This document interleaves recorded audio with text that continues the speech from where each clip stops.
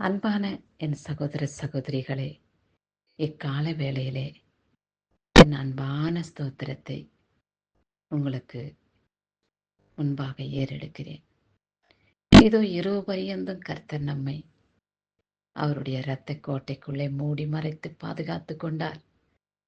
நாளையும் கூட ஆயுசு நாட்களாய் கூட்டி கொடுத்து அவருடைய வேதத்தை வாசிக்கவும் அவர் வேதத்தை நாம் தியானிக்கவும் இந்த மகிமையான நாளை நமக்கு கொடுத்த கர்த்தரை நன்றியோடு கூட ஸ்தோத்திரிப்போம். வேதத்தை வாசிப்போமா? வாசித்து தியானித்து அவர் தரும் ஆசீர்வாதங்களை பெற்றுக்கொள்வோம். நான் உன்னோடு இருந்து நான் தாவீதுக்கு கட்டளையை கட்டினது போல உனக்கும் நிலையான வீட்டை கட்டி இஸ்ரவேலை உனக்கு தருவேன். 1 ராஜாக்கள் 11:38 இப்படியா வேத பகுதியிலே சொல்லி இருக்கிறார். தாவீது என்பவர் யார் என்று பார்க்கும் பொழுது அவர் ஒரு ஆடு மேய்ப்பனாக இருந்தார். அவர் ஆடுகளை மேய்த்து கொண்டு இருக்கும் பொழுது ஆடுகளை பீறி போட ஒரு விசை சிங்கம் வந்தது, ஒரு விசை கரடி வந்தது. அவைகளை ஒரு நாய்க்குட்டி போல அவர் கிழித்து போட்டார். அப்பேற்பட்ட வல்லமையை கர்த்தர் தாவீது சிறு பிள்ளையாயிருந்த தாவீதுக்கு கொடுத்திருந்தார். எதற்காக அவருக்கு அப்படிப்பட்ட வல்லமை கிடைத்தது என்றால், அவர் கின்னாரம் வாசித்துக் கொண்டு தேவனை எப்பொழுது புகழ்ந்து பாடிக்கொண்டே இருப்பார். தேவனோடு இணைந்திருப்பார்.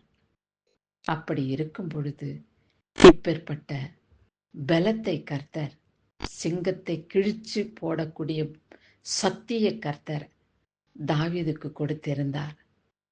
அவர் எவ்வளவோ சிரமத்தை அனுபவித்தார், எவ்வளவோ வேதனைகளை அவர் கடந்து வந்தார். தன் மகன் தனக்கு சத்ருவாக இருந்தான். தன் மாமனார் இதோ அவருக்கு சத்ருவாக அவருடைய உயிரை வாங்க இருவரும் தேடி திரிந்தார்கள். இக்கட்டு நேரத்திலே என்னை நோக்கி கூப்பிடு, நான் உன்னை விடுவிப்பேன், நீ என்னை மகிமைப்படுத்துவாய் என்று வேத வசனம் சொன்ன வார்த்தையின் பிரகாரம் அவர் இப்பேற்பட்ட இக்கட்டு நாட்களிலும் கூட கர்த்தரை நோக்கி கூப்பிட்டார். கர்த்தரோடு இணைந்திருப்பார். கர்த்தரை பாடி புகழ்வதிலே அவருக்கு மிகுந்த சந்தோஷம். இப்பேற்பட்ட மகனை கர்த்தர் கைவிடுவாரா? ஆமாம், அவரை ராஜாவாக அபிஷேகம் படுத்தினார். அவர் ராஜாவாக இஸ்ரவேல் நாட்டுக்கு நியமிக்கப்பட்டார். இப்பேற்பட்ட மகத்துவமுள்ள ஆண்டவரை நாமும் அவரை நினைத்து அவரை போற்றி அவரை வணங்கி வரும்பொழுது தாவீதுக்கு கட்டின நிலையான வீட்டை உங்களுக்கும் அவர் கட்டி கொடுக்க ஆயத்தமுள்ளவராயிருக்கிறார். ராஜாக்களை, இஸ்ரவேல் ஜனங்களை அவர் ராஜாவுக்கு கொடுத்தது போல தன்னுடைய மக்களை, நாம் பெற்றெடுத்த மக்கள் நமக்கு சொந்தமாக அவர் கொடுக்க ஆயத்தமுள்ளவராயிருக்கிறார். நாம் பெற்ற பிள்ளை நமக்கு சொந்தமாகத்தானே இருக்கும் என்று யோசிக்கலாம். இல்லை, நாம் பெற்ற பிள்ளைகளே நமக்கு விரோதிகளாக மாறிவிடுகிறார்கள். ஏனென்றால் சாத்தானாகிய சத்ரு அவர்களை அப்படி செயல்படுத்த, அந்த வழியிலே நடத்த அந்த சாத்தான் அவர்கள் பக்கமாய் திரும்பி விடுவான். நாம் தேவனோடு இணைந்திருக்கும் பொழுது அவர்களை வழிநடத்த தேவதூதர்கள் அவர்கள் அருகாமையிலே இருப்பார்கள். அப்பொழுது நம் பிள்ளைகள் நமக்கு ஆசீர்வாதமாக மாறிவிடுவார்கள். ஆசீர்வதிக்கப்பட்ட பிள்ளைகளை நமக்கு கர்த்தர் கொடுத்து நம் இருதயத்தை சந்தோஷப்படுத்துவார். இப்பொழுது தெரிகின்றதா? கர்த்தரோடு இணைந்திருக்கும் பொழுது எப்பேற்பட்ட ஆசீர்வாதங்கள் நம்மை வந்து சேரும்.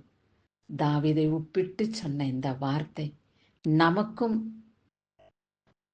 நிறைவேற, நம்முடைய வாழ்க்கையிலும் அவர் நிலையான வீட்டை கொடுத்து ஆசீர்வதிக்கப்பட்ட பிள்ளைகளை கொடுத்து நாம் சந்தோஷமாய் அவர் பாதப்படியிலே அமர இந்த உலகத்திலே சமாதானத்தோடு நாம் கடந்து வர கர்த்தர் கிருபை செய்வார். கர்த்தருக்கே துதி கன மகிமை ஏறெடுக்கிறோம். இயேசுவின் நாமத்தினாலே எங்கள் விண்ணப்பத்தை ஏற்றுக்கொள்ளும் பரமபிதாவே. ஆமென்.